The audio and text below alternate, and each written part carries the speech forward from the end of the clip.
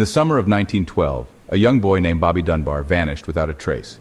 He was just 4 years old, the beloved son of Percy and Leslie Dunbar, a prominent family in Opelousas, Louisiana.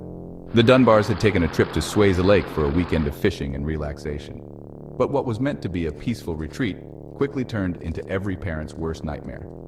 Bobby was playing near the water's edge when suddenly, he was gone. The search began immediately. Dozens of men scoured the dense swamplands, wading through murky waters and combing the thick brush. Fears grew that Bobby had drowned or been taken by an alligator. But despite the exhaustive search, no trace of the boy was found. Days turned to weeks, weeks to months. Hope was fading. And then, a breakthrough. 8 months after Bobby's disappearance, authorities in Mississippi found a young boy matching his description in the company of a man named William Walters, an itinerant handyman. Walters was traveling with the child, claiming he was Bruce Anderson, the son of a woman named Julia Anderson, who had given him permission to care for the boy. But the authorities weren't convinced. They believed this was Bobby Dunbar. The Dunbars were notified, and they traveled to Mississippi to see if the boy was truly their son. What happened next remains one of the most controversial moments in true crime history. Some reports say that when Leslie Dunbar first saw the child, she hesitated. She wasn't sure. But the next day, after spending more time with him, she became convinced. This was her Bobby. The case exploded. Newspapers across the country ran headlines declaring that Bobby Dunbar had been miraculously found. Walters was arrested for kidnapping. Julia Anderson, the woman who claimed to be the boy's mother, came forward, insisting the child was her son, Bruce, not Bobby. But Julia was poor, unwed, and lacked legal resources.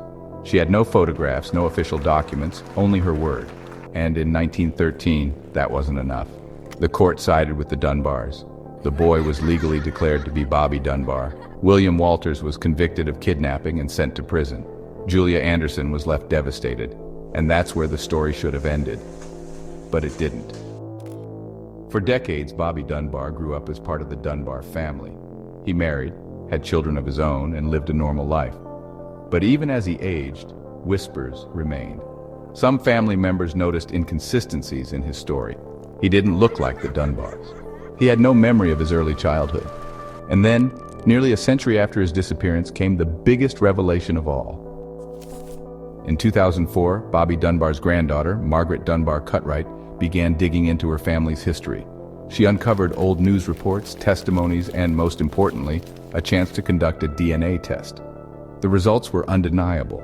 The man the world knew as Bobby Dunbar was not a Dunbar. The DNA did not match the Dunbar family. The boy they had raised as their own was, in all likelihood, Bruce Anderson, the very child Julia Anderson had claimed as hers. Which means the real Bobby Dunbar was never found. To this day, no one knows what really happened to Bobby on that summer day in 1912. Did he drown? Was he taken by someone? If so, who and why? And if Bobby Dunbar had been alive all along, what became of him? A century later, the mystery remains. Was it an accident, a kidnapping, or something even more sinister? What do you think happened to Bobby Dunbar? Let us know in the comments below.